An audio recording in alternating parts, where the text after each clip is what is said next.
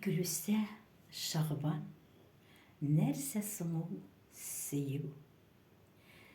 Нәрсә соң ул сөю?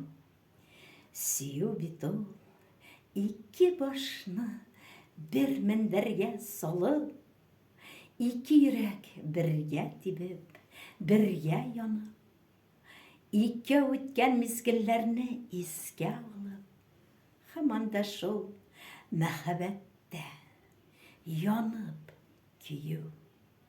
Нәрсә соң ул сөю?